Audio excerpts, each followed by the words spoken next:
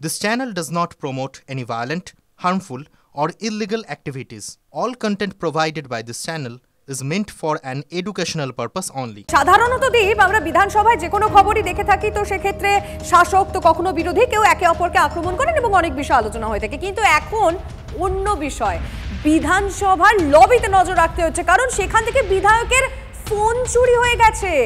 ভরতপুরের তৃণমূল বিধায়ক হুমায়ুন কবির, সেখানে থেকে তার ফোন চুরির অভিযোগ আসছে। হুমায়ুন কবির দাবি করছেন সকাল 10:40 নাগাদ বিধানসভার লবিতে এসে উপস্থিতির খাতায় তিনি সই করছিলেন। তারপর কি হলো আমি কথা বলবো আমাদের রিপোর্টারের সঙ্গে, সরাসরি প্রদীপ্ত কান্তি ঘোষ রয়েছেন। প্রদীপ্ত, সই তো করলেন, তারপর কি হলো? দেখো, হুমায়ুন কবির সই করলেন এবং তারপর তিনি সোফায় গিয়ে বসলেন এবং দলের বিধায়ক জাকির হোসেন, নিজের জেলার বিধায়ক, তার সঙ্গে তিনি কথা বলছিলেন। এই কথা বলার পর হঠাৎ করে হুমায়ুন কবির তিনি উঠে যান। একটি ফোন তার হাতে ছিল, আরেকটি ফোন তিনি ভুলবশত সোফার উপরে রেখে যান। যদিও হুমায়ুন বাবু যেটা জানিয়েছেন তা হলো পকেট থেকে বেরিয়ে গিয়ে সেখানে পড়েছিল। এরপর তিনি যখন মিনিট 5-এর মধ্যেই সোফাতে ফিরে আসেন, সেই তারপর থেকে কিন্তু তিনি আর ফোনটি পাননি। গোটা বিষয়টা নিয়ে তিনি পুলিশকে জানিয়েছেন এবং বলে রাখা বিধানসভার অধিবেশন চলছে। গতকাল রাজ্যপাল থেকে মুখ্যমন্ত্রী আগামীকাল রাজ্যের বাজেট রয়েছে, ফলে নিরাপত্তা যথেষ্ট বেশি পরিমাণে রয়েছে। বিধানসভার কর্মীরা যেমন আছেন, সাদা পোশাকের পুলিশ রয়েছে, কলকাতা পুলিশ মোতায়েন রয়েছে, গোটা লবি জুড়েও পুলিশের সয়লাভ। তার মধ্যেই এই ধরনের ঘটনা, খুব স্বাভাবিকভাবেই এটা বিধানসভার ক্ষেত্রেও খুব একটা। আচ্ছা প্রদীপ্ত, তোমরা তো নিউজের জন্য নিউজ কভার করতে তোমরা বিধানসভায় একাধিকবার তোমাদের যাতায়াত হয়, তো বিধানসভায় এই যে লবি, যে জায়গাটার কথা যেখান থেকে ফোনটা চুরি গেছে, এখানে কি সিসিটিভি রয়েছে?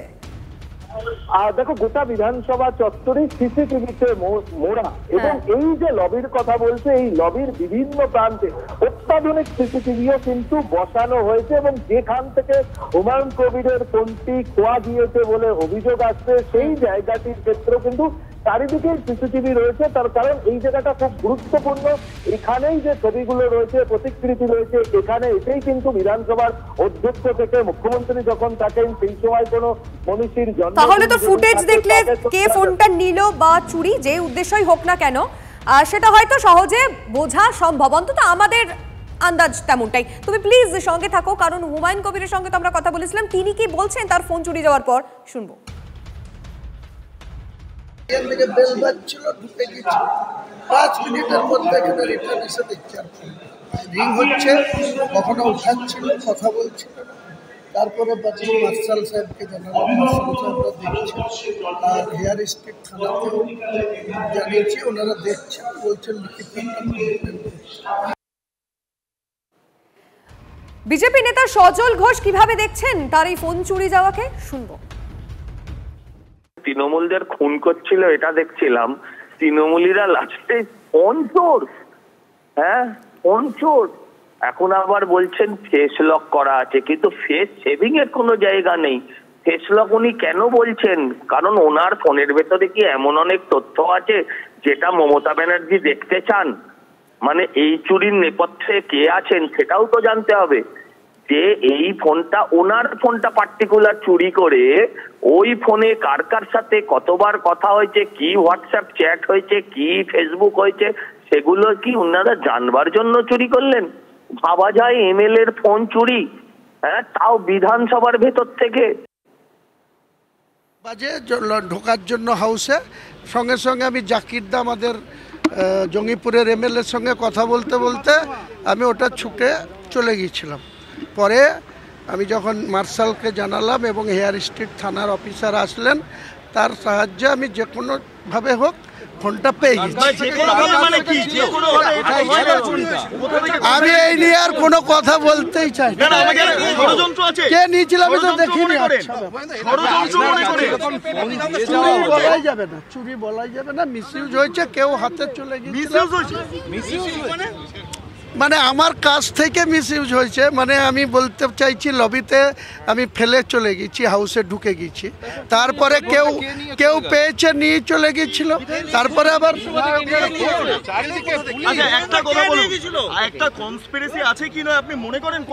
না না না না না এই ফোন নিয়ে কে কনফিউজ করবে? আইফোনে অনেক তথ্য আছে আমরা যেটা জানি, এই তথ্য অন্যের হাতেও তো চলে যেতে পারে। যাবেই না, আমার ফেস লক করা ছিল, ওই ফোন কেউ ইউজ করতে পারবে না। 2 ঘন্টা ফোনটা কে ব্যবহার করে? হ্যাঁ, কত করতে পারে? কেউ করতেই পারেনি, কেউ ফোন না। বলছি তো আমি বিধানসভায় মার্শালকে বলেছিলাম, মার্শালরা দেখছিলেন অফিসিয়ালি, সিসি ক্যামেরা দেখা হয়েছে, তারপরে ফোনটা কিভাবে কোথায় গেছে হেয়ার স্ট্রিট থানার একজন অফিসার এসে লোকেশন ট্যাপ করে যেভাবে হোক আমার ফোন আমি পেয়ে গেছি। ফোনটা কখন পেলেন? মানে আমাকে 20 মিনিট হলো। বিধানসভার পুলিশকে বলাচ্ছে, পুলিশ হেল্প করেছে, লোকেশন দেখে সেখানে যোগাযোগ করা হয়েছে, পেয়ে গেছি। বললাম তো আপনি হেয়ার স্ট্রিট থানায় কেন যাবেন? এটা তো বিধানসভার অভ্যন্তরের কেস, স্পিকারকে অভিযোগ দেবেন, স্পিকার হেয়ার স্ট্রিট থানায় গিয়ে। আরে অভিযোগ দেওয়ার প্রশ্নই নাই, আমাদেরও তো কিছু মৌখিকও তো কিছু করার থাকে। আমি যখন ওনাকে বলেছি, একজন সার্জেন্ট চলে এসছে, ওনাকে নাম্বার দিয়েছি, উনি যা প্রসেস করেছেন, হেল্প করেছেন, পেয়ে গেছি। কোনো ম্যান আমি বলতে পারবো না, জানি না আমি ম্যানকে, আমার সিকিউরিটিকে পাঠিয়েছি, দিচ্ছে, হয়ে গেছে। আপনি কি তাহলে এখন থেকে দুটো ফোন আনবেন নাকি একটা? দুটোই আনবো, আমি দুটো ফোনই ইউজ করি। হারিয়ে যাচ্ছে, পকেট থেকে বেরিয়ে যাচ্ছে, মানে নিজে সাবধান হবে। এ নিয়ে আমি কিছু বলতে চাই।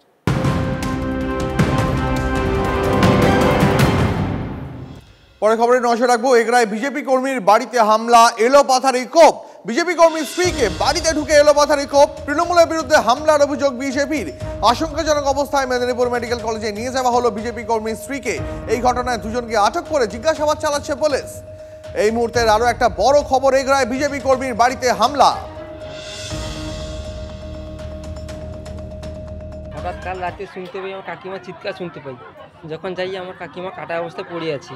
রাত কটার দিকে? রাত 12টার দিকে, 12টা 1টা নাকি। যখন যাই কাকিমা কাটা অবস্থায় পড়ে আছে। আমার কাকিমা বিজেপি করে। এই কিছুদিন আগে ধমকি দিয়েছিল যে কেটে দেবে, মেরে দেবে, এইভাবে ধমকি দিয়েছিল। তাই যখন যাই সকালে এই ঘটনা।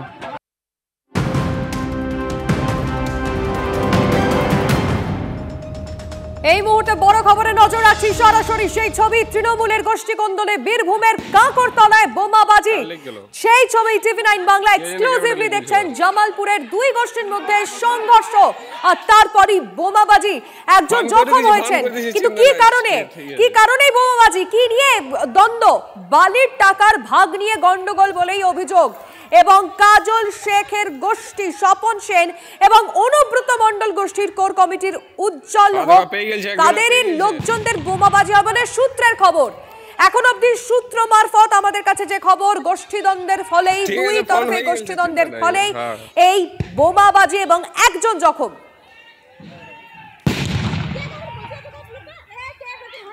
ওয়ার উঠতে পারবে না, পাদকা পেয়ে গেছে, একজন আর পেয়ে গেছে।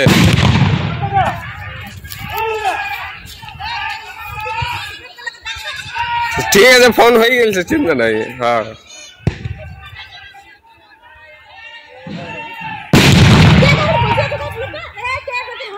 ও আর উঠতে পারবে না, পেয়ে গেছে, ও। ঠিক, হ্যাঁ ঠিক। দেখ, একে রক্ষা কর, দেখে আল্লাহ আল্লাহ। দেখো কে বেটা গো, কে বেটা ওখানে বসে। হ্যাঁ, কাম কে বেটা ওই লোকটা কার লেগে গেল?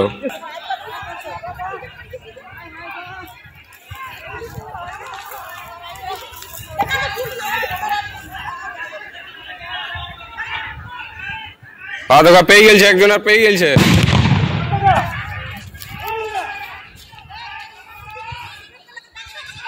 ঠিক আছে, ফোন হয়ে গেছে, চিন্তা নাই। হ্যাঁ,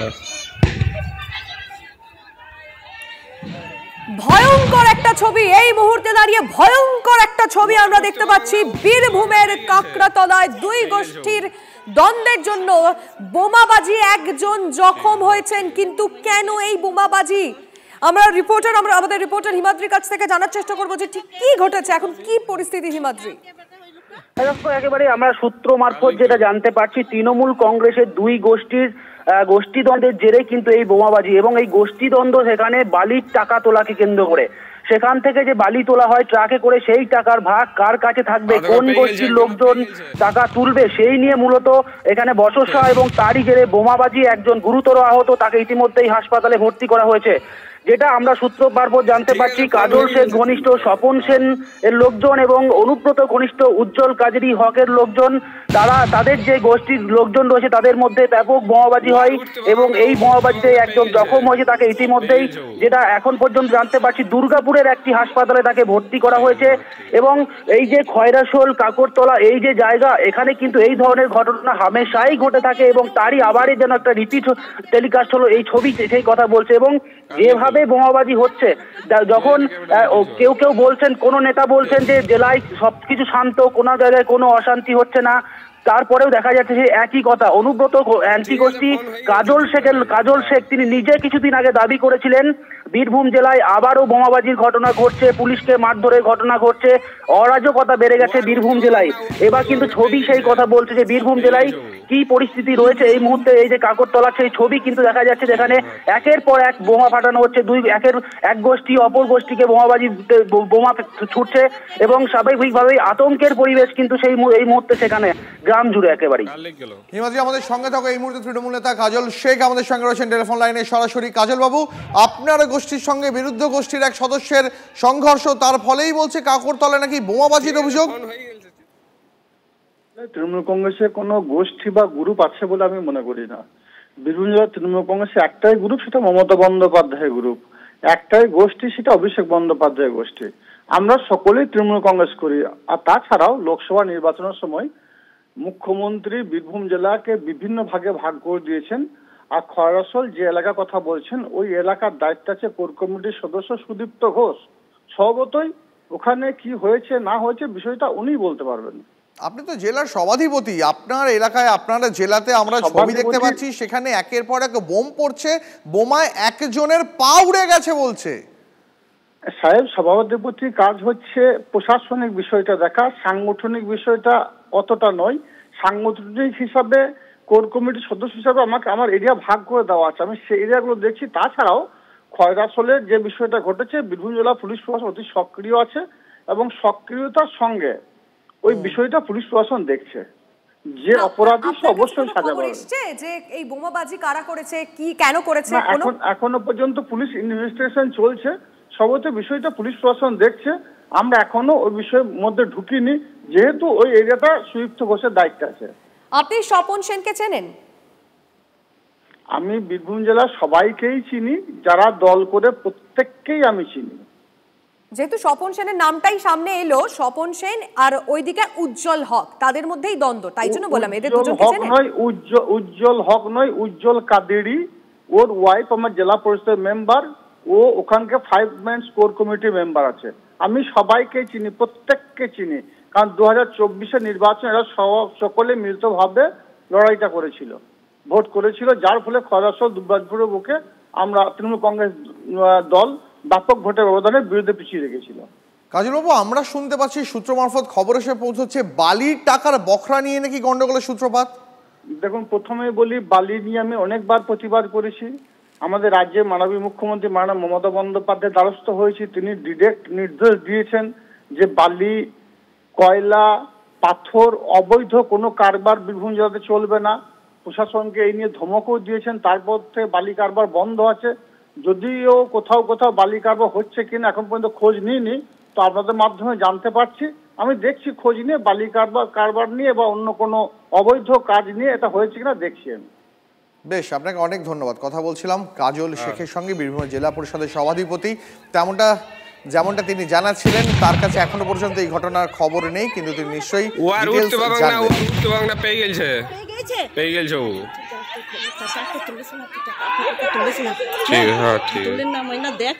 রক্ষা কর, দেখে আল্লাহ আল্লাহ, দেখো কে বেটা গো, কে বেটা উঠে বসে, হ্যাঁ কাম কে বেটা ওই লোকটা কার লেগে গেল, কে বেটা লোকটা, কে জানে কে বেটা লেগে গেছে।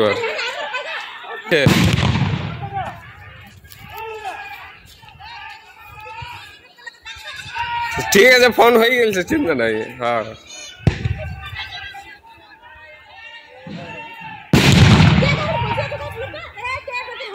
ও আর উঠতে পারবাং না, পেয়ে গেছে, পেয়ে গেছে ও। ঠিক আছে, হ্যাঁ ঠিক আছে।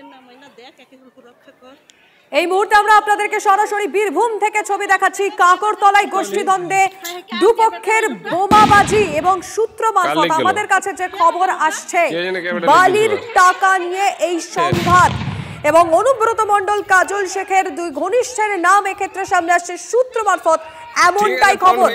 এক্সক্লুসিভ টিভি9 বাংলায় সেই ছবি আপনাদেরকে আমরা দেখাচ্ছি। এই মুহূর্তে বিজেপি নেতা জগন্নাথ চট্টোপাধ্যায় আমাদের সঙ্গে টেলিফোন লাইনে রয়েছেন। জগন্নাথ বাবু, যে ছবি আমরা দেখাচ্ছি আপনার জেলা বীরভূমে বালির টাকা নিয়ে, বখরা নিয়ে, ভাগ নিয়ে অভিযোগ এবং সেখান থেকে ব্যাপক বোমাবাজি, একজন তৃণমূল কর্মীর পা পর্যন্ত উড়ে গেছে বলে খবর। দেখুন, বীরভূমের কাকরতলা হলো দক্ষিণ 24 পরগনার ভাঙড়ের মতো। ওখানে বোমাবাজি যদি না হয় তাহলে বুঝতে হবে দিনটা আজ ভালো গেল না। তো কাকরতলার যা পরিস্থিতি সেই অবস্থাতে আছে, কিন্তু ভয়ঙ্কর যেটা হচ্ছে, এর আগে ওখানে তৃণমূলের দুজন ব্লক সভাপতি খুন হয়েছে এবং ওই বালি কয়লার টাকা। এখন আবার আপনাদের কাছ থেকে জানতে পারলাম যে বালির টাকা তোলা আদায় নিয়ে গোলমাল নিয়ে। আমি তো বারবারই বলি যে তৃণমূল কংগ্রেসের যাবতীয় গোলমাল গোষ্ঠীদ্বন্দ্ব আসলে রাজনৈতিক না, আদর্শগত না, এ হচ্ছে মাদুরের পিঠে ভাগের সামিল। পিঠের ভাগাভাগির গোলমালের কারণে এখন বোমাবাজি শুরু হয়েছে, একজনের পা যাচ্ছে, একজনের হাত যাচ্ছে, এসবই চলতে থাকবে। তো এটাই তৃণমূল কংগ্রেসের ধর্ম। এবং আমরা সূত্র মারফত যেমন খবর পাচ্ছি, এখানে কাজল শেখের গোষ্ঠীর এক সদস্য, তার সঙ্গে অনুব্রত গোষ্ঠীর আরেক সদস্য, দুই সদস্যের মধ্যে বালির বখরার টাকা নিয়ে গন্ডগোল এবং সেখান থেকেই নাকি গন্ডগোলের সূত্রপাত। হ্যাঁ, শুনলাম, আপনাদের কাছেই শুনলাম। এবং কিছুদিন আগেই তো তার তৃণমূলের সমর্থকরা কারোর হাতে সুদর্শন চক্র আর কারোর হাতে বাঁশি ধরিয়েছিলেন। তো এই বাঁশি বনাম চক্রের লড়াই ঠিকই আছে, বোমাব্রত ভার্সেস শেখ বাহিনীর লড়াই। তো শেখেরা যদি শাসন ভারে আসে তাহলে তো এই হবে, বাংলাদেশেও হয়েছে, পশ্চিমবঙ্গেও হচ্ছে, বীরভূম তার ব্যতিক্রম না। বেশ, আপনাকে অনেক ধন্যবাদ। কথা বলছিলাম বিজেপি নেতা জগন্নাথ চট্টোপাধ্যায়।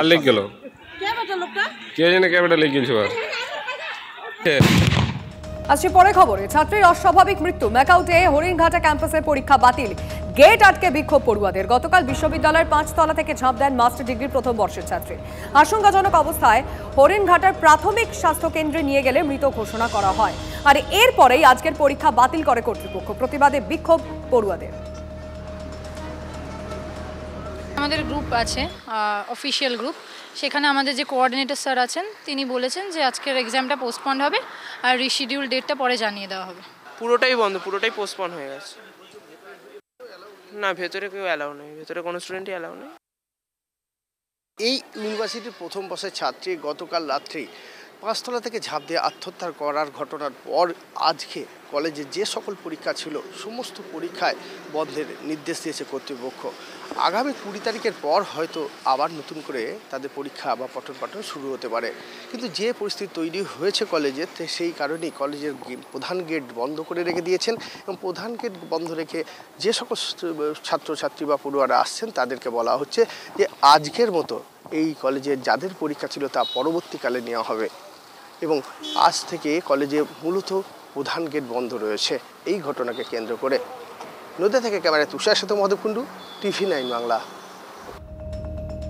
এবার ছবি দেখাবো আপনাদের। নিয়োগপত্র না মেলায় প্রতিবাদে সল্টলেকে চাকরি প্রার্থীদের বেকার মেলা। বিকাশ ভবনের কাছেই অবস্থান বিক্ষোভে 2022-এর টেট উত্তীর্ণরা। চপ, ঝালমুড়ি, ঘুগনি, মিষ্টি বিক্রি করে অভিনব প্রতিবাদ দেখাচ্ছেন তারা। হাইকোর্টের অনুমতিতে 5 ঘন্টার কর্মসূচি নিতে পেরেছেন চাকরি প্রার্থীরা। 50,000 শূন্য পদের নতুন নিয়োগ বিজ্ঞপ্তি প্রকাশের দাবিতে বিক্ষোভ দেখাচ্ছেন 2022-এর টেট উত্তীর্ণরা।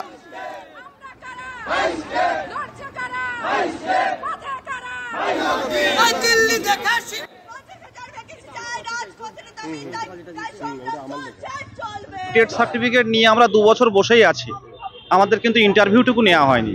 তো আজকে আমরা মুখ্যমন্ত্রী বিভিন্ন জেলায় গিয়ে বলেন চপ শিল্প, চা শিল্প, ঘুগনি শিল্প। তো আমরা একটা প্রতিবাদ আমরা এই বিকাশ ভবনের পাশেই কলকাতা হাইকোর্টের অর্ডারে আমরা একটা ডেমনস্ট্রেশন করছি এবং এখানে চা শিল্প, চপ শিল্প, রুটি, ঘুগনি এগুলো মুখ্যমন্ত্রীর দৃষ্টি আকর্ষণের জন্য আমরা এই কর্মসূচি নিয়েছি আজকে।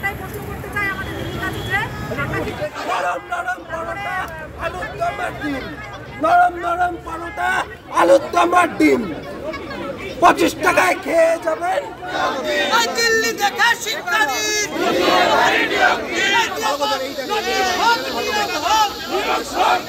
দাদা ভাই দিদি ভাই পরোটা খাবেন নাকি?